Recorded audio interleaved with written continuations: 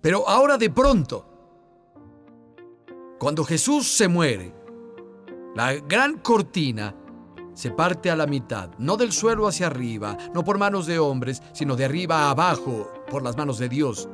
Dios dice, ya no tengo que estar separado de las personas. Las personas ya no están privadas de mi presencia. El precio del pecado fue pagado.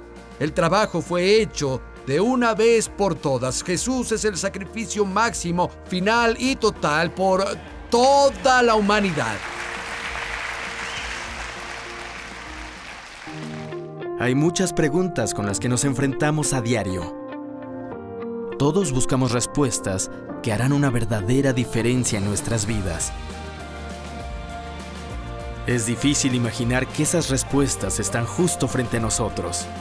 Prepárate para encontrar respuestas en la Biblia, con Bayless Conley.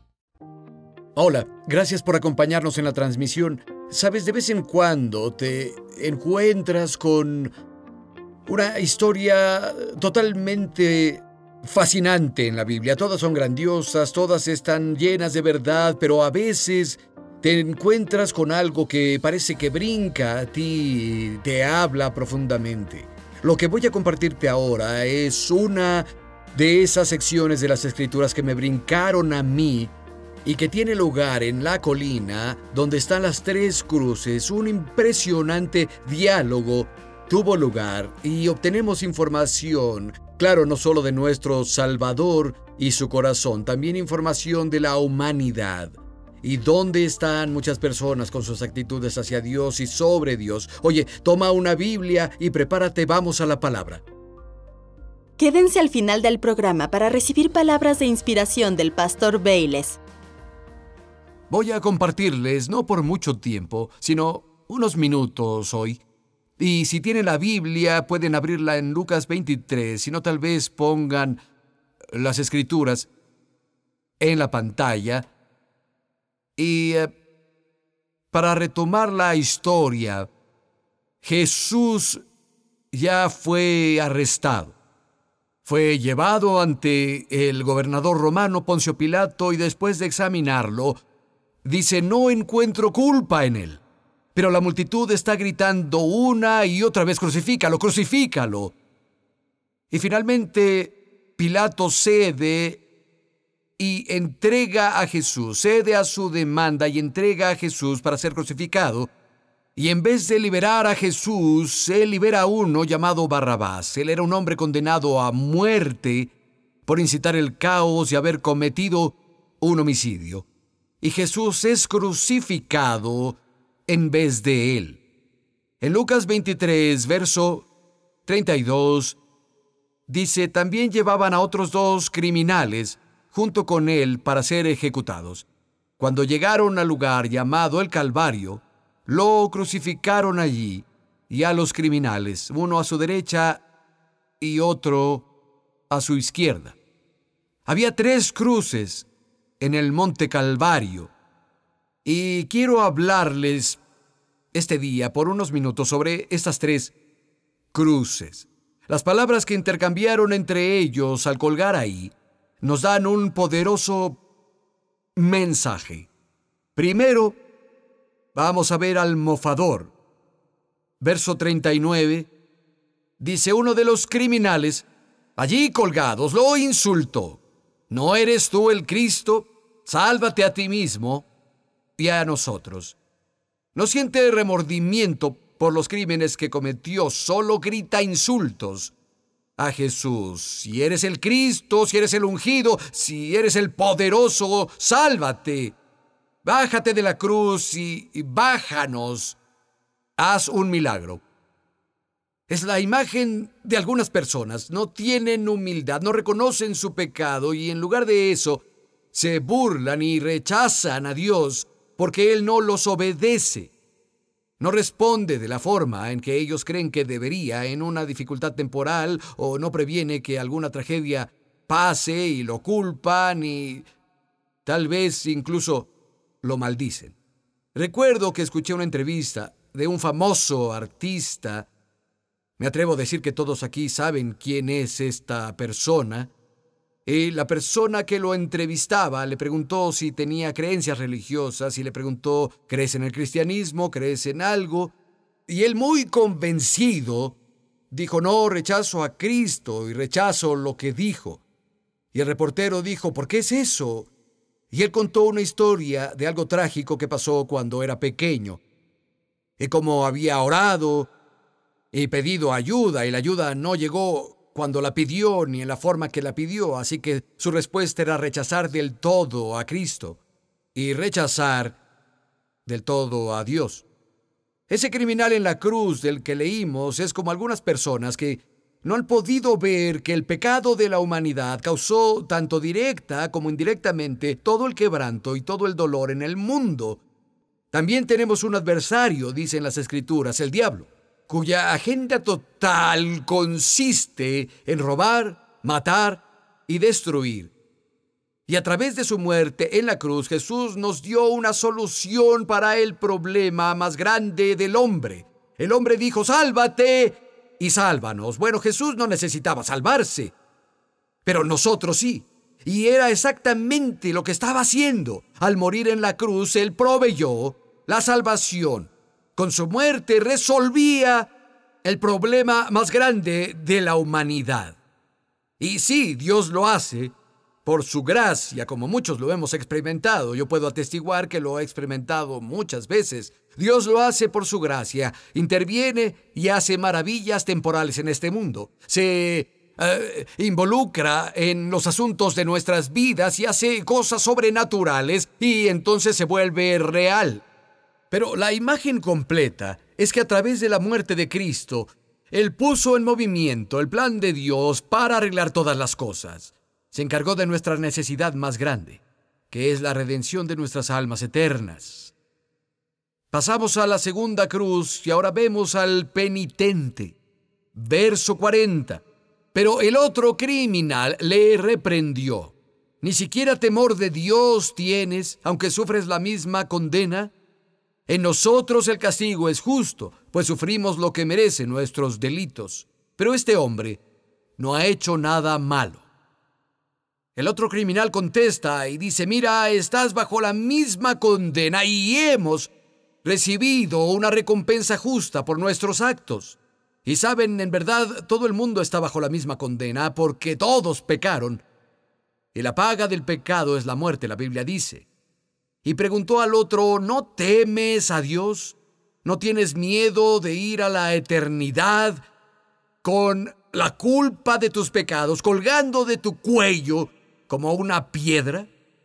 ¿No temes a Dios? Saben, como ministro, he visitado a muchas personas enfermas y a varias en su lecho de muerte. Siempre me ha roto el corazón.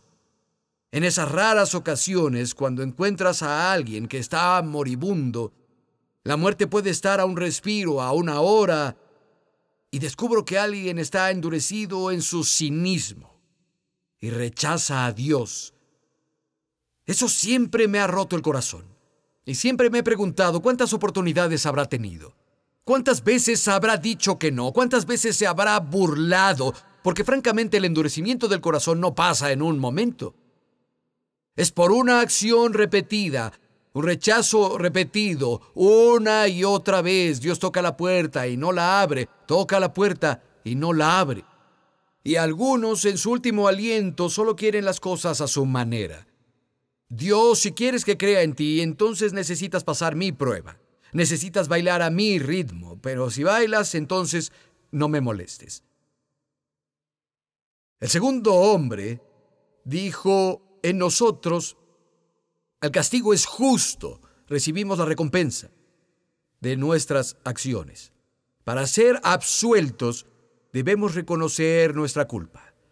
Jesús dijo, arrepiéntanse y crean en el Evangelio. El arrepentimiento siempre precede al creer y la fe. Dijo Jesús, declaró de Jesús, este hombre no ha hecho nada malo. Y es cierto, como Harrison compartió hace unos momentos, él fue el Cordero sin mancha. Fue el sacrificio perfecto, fue el justo que murió por los injustos, una sustitución completa. El que no conoció pecado fue hecho pecado por nosotros para que podamos ser justos ante Dios en Cristo. Quiero que piensen en esto. En el verso 42 luego dijo Jesús: acuérdate de mí cuando vengas en tu reino. Este hombre que pidió eso acaba de cometer crímenes capitales y aún así, como vamos a ver, Jesús lo recibe. Jesús está en la cruz que era para Barrabás, el líder de esos hombres, y las Escrituras plenamente declaran que Barrabás había matado, y es muy probable que esos otros malhechores hubieran matado también. Eran ejecutados por sus crímenes.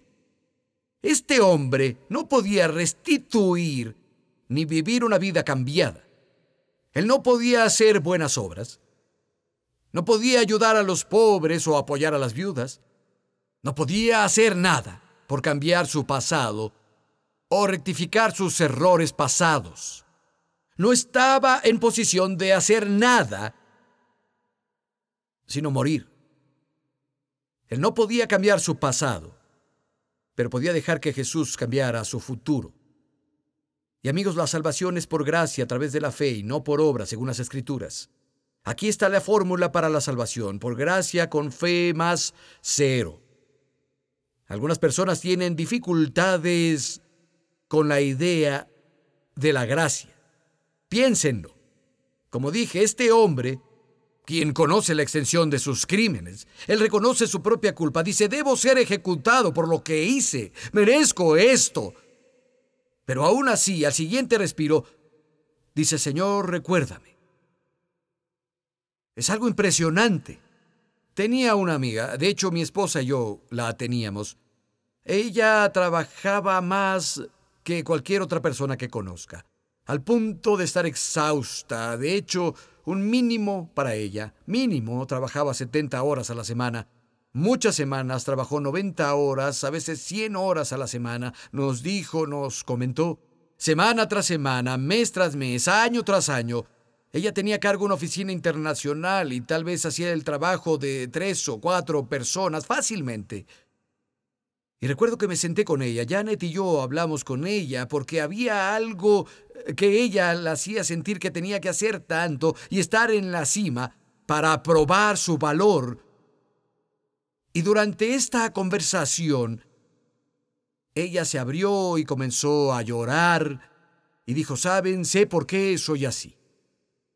Dijo: he traspuesto sobre Dios las cosas de mi padre terrenal.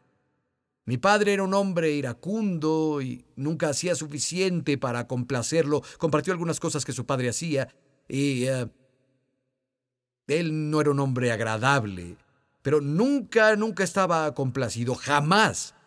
Ella compartió cómo una vez vivían al inicio de un bosque y entró al bosque siendo una niña y limpió 1 hectárea o 1,5 hectáreas de todo el suelo del bosque, quitó cada vara del suelo del bosque, recogió todas las hojas del suelo del bosque, llevó a su padre ahí y dijo: ¿lo hice bien?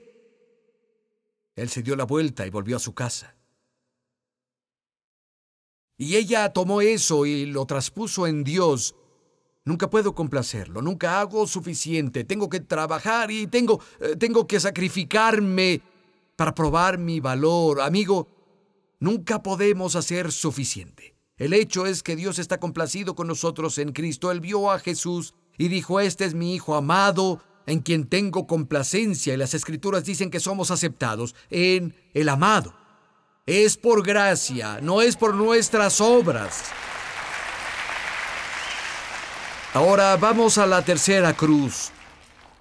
Sobre esta cruz está el Salvador. En el verso 43, le contestó Jesús: te aseguro, me encanta esa palabra, de seguro te digo que hoy estarás conmigo en el paraíso. Cuando clamamos a Él y lo confesamos como Señor, nos da una seguridad. De seguro te digo que estarás conmigo en el paraíso.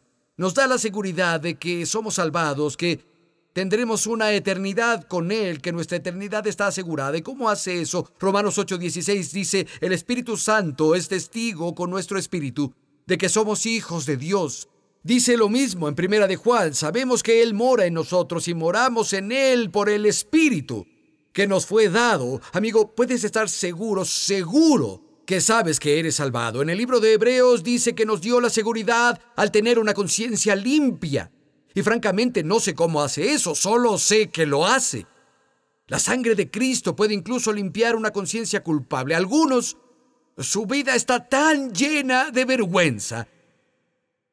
Por sus fallas, eso los retiene. Son como cadenas invisibles que los atan. Les aseguro que Jesucristo puede liberarlos del poder del pecado y de la vergüenza del pecado. Es impresionante, y esa escena es como un microcosmos de todo el mundo.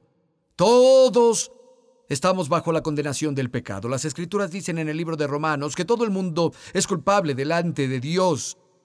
Pero en la cruz, Jesús pagó todo.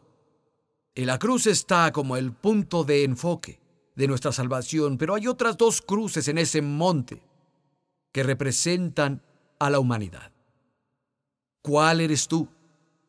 ¿El que se burla y rechaza? ¿O el que se humilla y pide misericordia? Verso 44. Era la hora sexta y se quedó sumida en la oscuridad la tierra hasta la hora novena. Pues el sol se ocultó y la cortina del santuario del templo se rasgó en dos. Entonces Jesús exclamó con fuerza: Padre, en tus manos encomiendo mi espíritu. Y al decir esto, Él expiró. El cielo se puso oscuro. Leemos en otros recuentos, en los otros evangelios, que hubo un gran terremoto y que la cortina del templo se rasgó de arriba hacia abajo. Esa cortina era esto: en el templo había un lugar llamado el lugar santo y luego había un lugar llamado el lugar santísimo, y detrás de eso estaba el arca del pacto. Había esta gran cortina de 18 metros de alto con varios centímetros de grosor. Y donde estaba el arca del pacto estaba cubierta por el propiciatorio, y bajo el antiguo pacto ahí es donde estaba la presencia manifiesta de Dios. Es donde la presencia de Dios era revelada. Y nadie podía entrar ahí. La única persona que podía entrar a la presencia de Dios era el sumo sacerdote. Y solo podía entrar una vez al año para ofrecer la sangre de los animales del sacrificio para cubrir sus pecados y los de las personas. Y dicen que cuando él entraba, ataban una cuerda a su pierna. De hecho, tenía pequeños cascabeles y campanas en la parte baja de su manto, y se oía sonar las campanillas, pero si dejaban de sonar, lo sacaban porque sabían que había muerto ahí. Pero ahora de pronto, cuando Jesús se muere, la gran cortina se parte a la mitad, no del suelo hacia arriba, no por manos de hombres, sino de arriba a abajo, por las manos de Dios. Dios dice: ya no tengo que estar separado de las personas. Las personas ya no están privadas de mi presencia. El precio del pecado fue pagado. El trabajo fue hecho de una vez por todas. Jesús es el sacrificio máximo, final y total por toda la humanidad. Y ahora, cuando lo aceptamos, todo cambia, porque al tercer día, cuando los clamores de justicia eterna de Dios fueron satisfechos, en la mañana de Pascua, Jesús fue resucitado de los muertos. Y si ponemos nuestra confianza en Él, si lo llamamos Señor, no solo se trata de decir: sí, voy a intentar vivir esas reglas cristianas ahora. Es mucho más que eso, amigo. Dios nos cambia por dentro. La mancha del pecado se quita y nos volvemos su templo. El Nuevo Testamento dice: Dios dice, andaré contigo y moraré en ti. Seré tu Dios y tú serás mi templo. ¿Acaso no saben que el cuerpo es el templo del Espíritu Santo que mora en ti? Así de grandioso fue el sacrificio de Jesús. Pero de nuevo, se trata de nuestra respuesta a lo que Él hizo. Hay personas que son cínicas, personas que se burlarán, personas que no quieren reconocer su culpa, pero hay personas que, como el hombre de la cruz, dirán: ¿saben? Merezco lo que me pasará. Pero Señor, te pido misericordia, y misericordia es lo que se le dio. Quiero decirles, hay misericordia para ti. Tal vez viniste con un amigo. Tal vez viniste solo. Estabas sentado en la plaza, viéndome en la pantalla. Ten un buen acercamiento de esto. Pero no es coincidencia que estés aquí hoy. Dios en verdad te ama. En verdad te ama. Él quiere tener una relación contigo. No es una lista interminable de reglas y reglamentos, sino andar y hablar con Él. Para eso fuiste creado. Es lo que tu corazón ha clamado toda tu vida. Por un momento tal vez se inclinen la cabeza, cierren los ojos, si eso bloquea las distracciones. Solo háganlo si quieren. En la plaza también, inclinen la cabeza por un momento. Señor Jesús, te agradecemos hoy por tu gran sacrificio. Te agradecemos por derramar tu preciada sangre y morir en la cruz en nuestro lugar, por salvarnos. Señor, te pedimos que nos perdones por las veces que por ignorancia nos hemos enojado contigo, te hemos culpado por cosas que no hiciste. Ayúdanos a crecer. Danos entendimiento. Ayúdanos a ser humildes y admitir rápido nuestras faltas, a buscar tu gracia y misericordia en nuestro tiempo de necesidad. Gracias porque tu Espíritu Santo está sobre este lugar, listo para cambiar el corazón que vaya a ti con honestidad.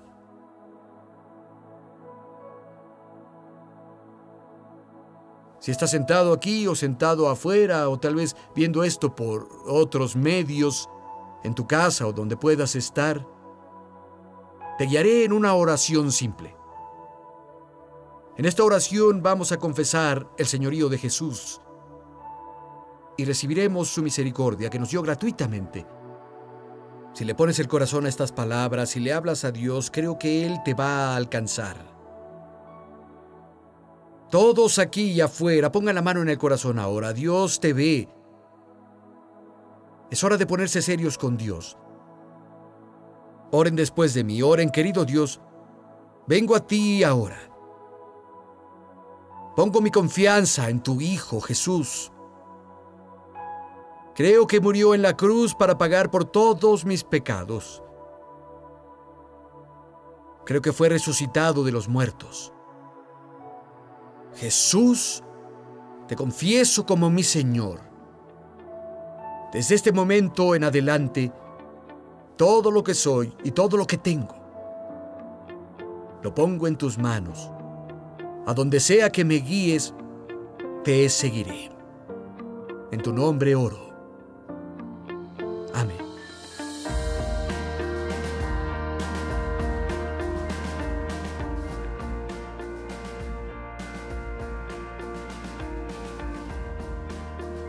Espero que hayas disfrutado el mensaje de hoy y las cosas de las que hablamos. Y sabes, creo que cada ser humano está buscando algo. No estarías viéndome ahora si tu corazón no deseara la verdad. Ahora tal vez eres un creyente establecido, asistes a una gran iglesia, estás creciendo en el Señor, amas las cosas de Dios, pero por otro lado, tal vez me estás viendo ahora y estás muy lejos del cristianismo como el este está del oeste y no tienes, al menos hasta donde sabes, no deseas convertirte en un seguidor de Jesús y aún así fuiste atraído a esta transmisión. No creo que sea una coincidencia y por favor no cambies de canal ni apagues ahora. Hay un Dios en el cielo que conoce tu nombre. Intenta llamar tu atención, amigo. Jesús te ama.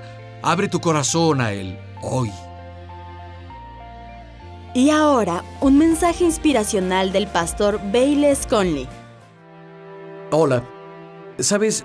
Dios nos da a cada uno dones individuales, pero el carácter es algo que tenemos que trabajar individualmente nosotros. Y claro que el Espíritu Santo nos ayudará y podemos desarrollar un buen carácter, pero quiero enfatizar lo importante que es esto para Dios. y su particular régimen aquí en 1 de Timoteo 3. Le habla a aquellos que desean una posición de obispo o estar en el liderazgo de la iglesia. Escucha, el obispo, el líder de la iglesia, debe ser intachable, esposo de una sola mujer, prudente, sobrio, de buen comportamiento, hospitalario, apto para enseñar, no dado al vino ni violento, que no ame el dinero, sino amable y apacible. Debe gobernar su casa bien y hacer que sus hijos le obedezcan con respeto, porque el que no sabe gobernar su propia familia, ¿cómo cuidará la iglesia de Dios? No debe ser un recién convertido para que se vuelva presuntuoso y caiga en la misma condenación que el diablo. Además debe tener buen testimonio entre los que no son de la iglesia, para que no caiga en descrédito y en la trampa del diablo. Ahora, te animo a leer esta lista de cualidades de nuevo, lentamente. Es 1 de Timoteo capítulo 3, comenzando en el verso 1. Dios dice, esto es lo que necesito para que alguien esté calificado para ser líder en mi casa, en mi iglesia. Y sabes que de todas estas cualidades, solo una de ellas es un don. Debes ser capaz de enseñar. Las otras 14 cualidades, todas están relacionadas al carácter. Y tenemos que cambiar eso en la iglesia a veces. Si alguien tiene un don, aplaudimos el don, celebramos el don, lo enaltecemos. Vaya, en serio puedes enseñar. Ella sabe predicar, él está ungido. Pero si su carácter se ha desviado, a veces no ponemos atención a eso. Amigo, en el régimen de Dios el carácter es más importante que los dones. Sí deben ser capaces de enseñar, pero también necesitan no tener amor por el dinero, necesitan tener un solo cónyuge, ser hospitalarios, etcétera, etcétera. Así que cuando se trata de liderazgo, tenemos que hacerlo en términos de carácter primero. ¿Sabes? Si no te encargas de tu carácter, eventualmente te saboteará todo lo que tienes en tu vida. Mira a alguien como Sansón. Él era increíblemente dotado por Dios, pero tenía una falla en su carácter moral y terminó perdiendo la unción. Y es un poco aterrador porque dice que cuando el Espíritu del Señor se apartó de él, él no se dio cuenta. Y creo que es porque pasa en grados cuando comprometemos el carácter en nuestra vida.